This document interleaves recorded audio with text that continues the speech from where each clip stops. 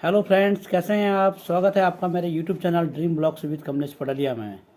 तो साथियों, जैसे कि मैं आपको पहले से बताता आया हूँ, आपने मेरा ब्लॉग लगातार कंटिन्यूस देखा होगा, तो आप देख रहे होंगे कि मैं अपने ब्लॉग में जो मेरा ये यूट्यूब चैनल है, इसमें मैं लगातार एजुकेशन से रिलेटेड जानकारी आप लोगों को देता हुआ आया हूँ। तो जैसा कि आपने देखा कि मैंने अपने फर्स्ट ब्लॉग में भी पहले बता दिया था कि मैं आपको सारी जानकारी जॉब्स के बारे में, एडमिशन प्रोसेस के बारे में, करियर काउंसलिंग के बारे में, रिसर्च पेपर के बारे में आपको टाइम टू टाइम एजुकेशन से संबंधित जानकारी देता हुआ आऊँगा। तो आज ये मेरा ब्लॉग बिल्कुल एक नया स्पेशल होने वाला है, क्योंकि इसमें मैं आपको बताने जा रहा हूँ कि आप एक रिसर्च पेपर कैसे पब्लिश कराएं। रिसर्च पेपर मीन्स शोध पत्र।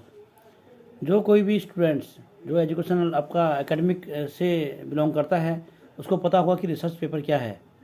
तो एकेडमिक मीन्स ये है कि जैसे सबसे पहले आपने सपोज कोई छात्र पीएचडी करना चाह रहा है, तो पीएचडी करने के दौरान, या अगर कोई ऑलरेडी पीएचडी कर चुका है और वो कहीं अपना जॉब कर रहा है, तो जॉब करने के दौरान भी उसको अपना एकेडमिक परफॉर्मेंस बढ़ाने के लिए रिसर्च पेपर पब्लिश कराना ज़रूरी है।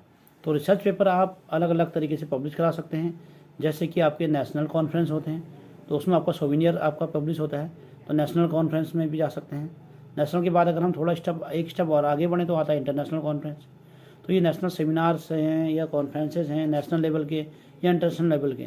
और अगर हम थोड़ा और स्टेप ऊपर चले जाएं तो फिर आता है इंटरनेशनल जर्नल की बात। तो कुछ जर्नल नेशनल लेवल के हैं, कुछ हमारे इंटरनेशनल लेवल के जर्नल हैं। तो नेशनल और इंटरनेशनल जर्नल में कैसे पब्लिश कराना है, तो लेकिन आपको डायरेक्ट इंटरनेशनल लेवल पर जंप नहीं करना है। शुरुआत आपने करनी है, बिल्कुल स्टार्ट कहाँ से करना है, बिल्कुल बेसिक से।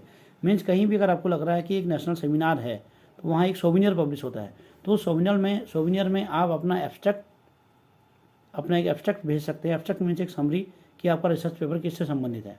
तो रिसर्च पेपर पब्लिश कराना जो है वो ये, उसके लिए आपको क्या क्या तैयारी करनी चाहिए, एक रिसर्च पेपर पब्लिश कराने के लिए आपको क्या पढ़ना पड़ेगा, क्या चीज़ है, तो वो मैं आपको इस वीडियो में बताने वाला हूँ। तो जो कोई भी मेरा ये वीडियो फर्स्ट टाइम देख रहे हैं, प्लीज़ उस चैनल को लाइक और सब्सक्राइब जरूर करिए, और फिर तो शेयर अपने फ्रेंड सर्कल में भी आप शेयर करेंगे, ताकि जानकारी अधिक से अधिक लोगों को मिल जाए। ओके, तो स्टार्ट करते हैं। तो रिसर्च पेपर जो है आपका पब्लिश कराने का प्रोसेस क्या है। सबसे पहले आपको क्या करना है कि अपना एरिया ऑफ इंटरेस्ट आपको रिकॉग्नाइज करना है कि आपका एरिया ऑफ इंटरेस्ट क्या है। सपोज कोई कंप्यूटर साइंस वाला है तो कंप्यूटर साइंस से रिलेटेड पब्लिश कराएगा, मैकेनिकल है, इलेक्ट्रिकल है, या आपका एजुकेशन आपका किसी का आपका एजुकेशन से संबंधित है कि जो कि आपका बीएड या ये लोग कर रहे हैं, या एमएड करने के बाद फिर आपका पीएचडी करना चाह रहे हैं एजुकेशन में, तो वो लोगों का अपना सबका अपना अपना एरिया, एक आपका एरिया ऑफ इंटरेस्ट होता है। तो सबसे पहले तो आपको वो पहचानना है कि आपका फिगर आउट करना है आपको कि आपका एरिया ऑफ इंटरेस्ट क्या है। ठीक है। सेकेंड स्टेप आपको आता है कि जो भी रिसर्च पेपर ऑलरेडी पब्लिश हो चुके हैं उनकी आपको स्टडी ज़रूरी है। आपको वो जितने भी पेपर पब्लिश हुए हैं, चाहे आपको ऑनलाइन मिल जाए या चाहे आपको उनकी लाइब्रेरी में जाके उनसे रिलेटेड जर्नल की बुक्स मिल जाए, सोविनियर मिल जाए, तो उनको आपको डीप स्टडी करनी चाहिए कि रिसर्च पेपर जो ऑलरेडी पब्लिश हो चुके हैं, तो उनको आपको समझना ज़रूरी है कि हाँ वो पेपर कैसे लिखे गए, किसने लिखे हैं। तो अच्छे रिसर्च पेपर आपको पहले स्टडी करना जरूरी है। थर्ड आपका आता है टर्म्स, कि आपको टर्म्स को भी रिकॉग्नाइज करना है कि जिससे आपको एक अच्छी इन्फॉर्मेशन मिल जाए। ठीक है, आपको उनको बार बार पढ़ना होगा ताकि आपको ज़्यादा से ज़्यादा जानकारी मिल जाए। इसमें इंटरेस्ट तो आपको बनाकर रखना होगा। ठीक है, रिसर्च पेपर रीड करते समय आपको टफ टर्म, जो बहुत ही टफ टॉपिक है या टर्म्स जो आपको लग रहा है कि हाँ टफ है, तो उसको भी समझने के लिए आपको कोशिश करनी चाहिए। ये आपका है आपका थर्ड पॉइंट। नेक्स्ट पॉइंट आता है इम्पोर्टेंट पॉइंट्स को रीड आउट करना ज़रूरी है। जो भी इम्पोर्टेंट पॉइंट हैं उनको आप रीड आउट करना ज़रूरी है। उनको आप स्टडी मतलब अपना लिखना शुरू जरूर स्टार्ट कर दीजिए। जहाँ भी आपको लग रहा है कि हाँ ये कुछ आपके इम्पोर्टेंट पॉइंट हैं, तो वो आपके नॉलेज में, आपके माइंड में रहेंगे। ओके, नेक्स्ट आपका आता है अब आपका जो रिसर्च पेपर है, उस रिसर्च पेपर में आपको नोट्स तो बना ही रहे हैं जैसे मैंने बताया, तो आपको ध्यान रखना है कि उसको प्रेजेंट कैसे करना है। इसके लिए आप रिसर्च पेपर लिखने से पहले सबसे पहले आप ये जान लें कि आपको पेपर में सिग्निफिकेंस, ओरिजिनलिटी क्या क्या है। ठीक है, इसमें कोई मिस्टेक तो नहीं है। मिस्टेक अगर होगी तो मिस्टेक के लिए अगर कोई भी जगह बच गई तो वहाँ पर आपका रिसर्च उसमें बड़ी प्रॉब्लम हो जाएगी। मिस्टेक मीन्स सपोज किसी का रिसर्च पेपर आपने देखा और सेम वही मैटर कॉपी पेस्ट कर दिया, तो वो नहीं। आपका रिसर्च पेपर बिल्कुल खुद रिसर्च पेपर आपका अपना होना चाहिए। अदरवाइज कॉपीराइट, आपने नाम सुना है, कॉपीराइट एक्ट भी उसमें लग सकता है। ओके, तो मीन्स आपका ये चीज़ मैंने आपको बताया। तो ये आपका क्या है कि आपने रिसर्च पेपर में आपने ये चीज़ें इंपॉर्टेंट शामिल करनी चाहिए। अब रिसर्च नोट में सबसे पहला पॉइंट होता है पेपर टाइटल। जो भी आप रिसर्च पेपर लिख रहे हैं उसमें सबसे पहले आता है पेपर का टाइटल क्या है, फिर आता है ऑथर की इन्फॉर्मेशन। ऑथर मीन्स आप लोग ऑथर हैं। सपोज आप 2 लोग 3 लोग मिल के रिसर्च पेपर लिख रहे हैं तो आप लोग अपना ऑथर इन्फॉर्मेशन इसमें देंगे, अपना नाम देंगे, अपना डेजिग्नेशन दे सकते हैं, अपने कॉलेज का नाम दे सकते हैं। ओके, फिर आपको आता है एब्स्ट्रैक्ट। एब्स्ट्रैक्ट मीन्स एक समरी कि आपका रिसर्च पेपर क्या कहना चाह रहा है, वो एब्स्ट्रैक्ट में आपको आएगा। और उसी के नीचे आता है कीवर्ड्स। कीवर्ड्स मीन्स जो टर्म बार बार यूज हो रहे हैं और जो इंपॉर्टेंट टर्म जो मैं कह रहा हूँ कि राइट डाउन करिए, तो वो कीवर्ड्स में आपके आएंगे जो कुछ पॉइंट होंगे। फिर अपना आप इंट्रोडक्शन देंगे कि रिसर्च पेपर का इंट्रोडक्शन क्या है। फिर आपका उसका रिव्यू आएगा, लिटरेचर रिव्यू आएगा। फिर आपका उसका प्रपोज्ड वर्क, मतलब आपने क्या पूरा प्रपोज्ड वर्क क्या किया है। देन आउटपुट, जो रिसर्च पेपर आपने बनाया है उसका आउटपुट क्या निकला। ओके, देन आता है कंक्लूजन एंड लास्ट पॉइंट आता है future work and references. Means आप उसमें क्या इन फ्यूचर क्या अपडेट करने जाएंगे वो देना बहुत ज़रूरी है, जिसको आप बोलते हैं फ्यूचर वर्क्स। और उसके रेफरेंसेस, रेफरेंसेस मीन्स आपने उस रिसर्च पेपर को लिखने के लिए कौन कौन से जर्नल पढ़े हैं, कौन कौन सी बुक्स पढ़ी हैं, कौन कौन सी वेब रेफरेंस। ये तो आपका कोई जर्नल आपने पढ़ा हो। अब आपने सपोज करा कोई ऑनलाइन जर्नल पेपर पढ़ा है तो उसका वेब रेफरेंस देना भी ज़रूरी है। तो वेब रेफरेंसेस में वो आएंगे जहाँ से आपने थोड़ी रिसर्च पेपर को बनाने के लिए हेल्प ली है। ठीक है, क्लियर है आपका।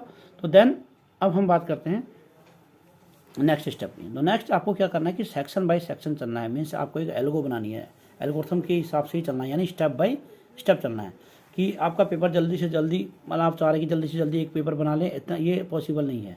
आपको शुरुआत बिल्कुल एक ग्राउंड लेवल पर करनी होगी। ओके, तो देन फिर आपका आता है pre review. Pre review means research paper जब आपका रेडी हो जाएगा तो आपको उसका प्री रिव्यू करना बहुत ज़रूरी है। मीन्स आप चाहो तो अपने जिसके अंडर में आप गाइडेंस में आप रिसर्च कर रहे हैं आप उनसे भी रिव्यू ले सकते हैं, या अपने सीनियर से रिव्यू ले सकते हैं, या अपने कोई टीचर से जो भी आपको लगता है कि हाँ ये हमारे हेड हैं, उनसे आप एक रिव्यू ज़रूर मांग सकते हैं कि जिससे आपको लगेगा कि हाँ कि कुछ भी मिस्टेक उसमें है तो आप उसको ईजीली फुलफिल कर लेंगे। मिस्टेक को आपका राइट डाउन करेक्ट करके उसको फिर से राइट डाउन कर लेंगे। ओके, तो फिर आपका आता है रिसर्च पेपर आपका बन तो चुका है, अब रिसर्च पेपर को पब्लिश करना है और प्रेजेंट करना है। तो रिसर्च पेपर को पब्लिश करने के लिए सबसे पहले आपके पास आता है कि नेशनल कॉन्फ्रेंस। अगर आप बिल्कुल स्टार्टिंग कर रहे हैं तो आपको सबसे पहले नेशनल कॉन्फ्रेंसेस में जाना होगा, उसमें पब्लिश करना होगा। देन जैसे कि मैं पहले बता दिया इंटरनेशनल कॉन्फ्रेंस। फिर आपका आता है जर्नल। तो जर्नल भी आपके नेशनल भी होंगे और इंटरनेशनल होंगे। तो ये बहुत सारे ऑप्शंस आपके पास होंगे। अब जो भी कोई बिगिनर है, स्कॉलर मीन जो आपका बिगिनर्स है, तो उसके लिए सबसे बढ़िया राइट प्लेस है नेशनल कॉन्फ्रेंस। तो नेशनल कॉन्फ्रेंस में आप जाएंगे तो बहुत सारी कॉलेजेस या यूनिवर्सिटी जो हैं वो time to time national conference कराती हैं। तो मैं अपने नेक्स्ट वीडियो में बताऊंगा कि कहाँ कहाँ पर अभी नेक्स्ट आपका कहाँ पर नेशनल कॉन्फ्रेंस होने हैं। वो मैं इसके बाद जो नेक्स्ट मेरा वीडियो होगा वो इसी से रिलेटेड होगा। तो इसमें बहुत सी यूनिवर्सिटीज़ आपकी कराती हैं। तो यहाँ आप आसानी से अप्रोच कर सकते हैं कि कहाँ पर है, उसकी डेट कब है, क्या आपका चार्जेस जा रहा है। हो सकता है कि रिसर्च स्कॉलर के लिए चार्जेस कम हो या कहीं कहीं पर फ्री ऑफ कॉस्ट भी होता है, और रिसर्च स्कॉलर के लिए चार्जेस तो और भी लेस रखा जाता है। फिर जब आप कॉन्फिडेंट हो जाएंगे कि हाँ आपने नेशनल में प्रेजेंट कर लिया, तो देन आप जाएंगे इंटरनेशनल कॉन्फ्रेंस। तो इंटरनेशनल कॉन्फ्रेंस का पार्ट बनने के लिए आपको एक स्टेप आगे बढ़ना पड़ेगा। मीन्स आपको ये नहीं कि एक नेशनल कॉन्फ्रेंस अटेंड कर ली और आपको लग गया कि हाँ कॉन्फिडेंट है। आपको टाइम टू टाइम अलग अलग नेशनल कॉन्फ्रेंस में जाना पड़ेगा। अगर आपको लग रहा है आप कॉन्फिडेंट हैं तब आप इंटरनेशनल कॉन्फ्रेंस का पार्ट बनेंगे। ओके, देन कॉन्फ्रेंस में जब आप पेपर प्रेजेंट करेंगे तो उससे आपको क्या मिलेगा कि आपको बहुत सारा एक्सपीरियंस मिलेगा, काफ़ी एक्सपीरियंस मिलेगा कि आपको अलग अलग फीडबैक मिलेगा। क्योंकि आपके पास एक सेशन आएगा उसमें क्वेरी सेशन में आपसे लगातार क्वेश्चन होंगे, तो उस समय आपको आंसर देना पड़ेगा। तो वो आपके लिए एक बहुत अच्छा फीडबैक साबित हो सकता है।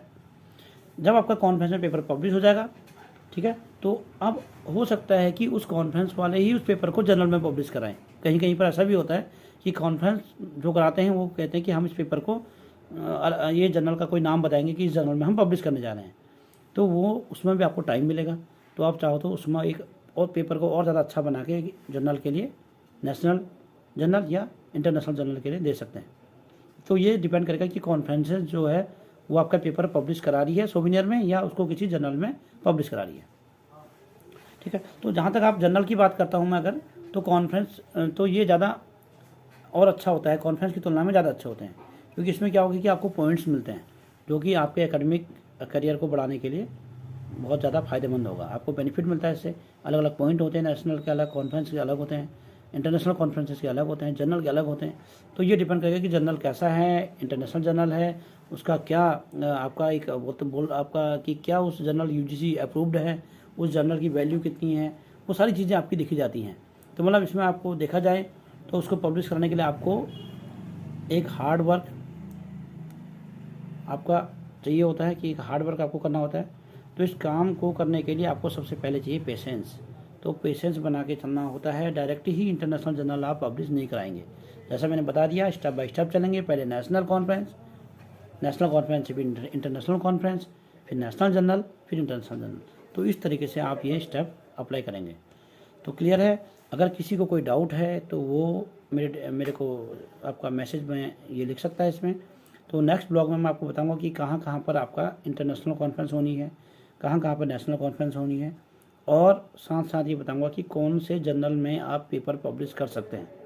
और काफ़ी लोग जो ऑलरेडी पब्लिश करा चुके हैं उनको लग रहा है कि हाँ मुझे कुछ पेपर रिव्यू करने को मिल जाएं, तो कैसे वो एडिटोरियल बोर्ड में, जो भी एडिटोरियल बोर्ड होता है उसमें कैसे रिव्यूअर बनेंगे, कैसे आपके एडिटोरियल बोर्ड के मेंबर बनेंगे, तो वो मैं आपको अपने नेक्स्ट ब्लॉग में बताऊंगा।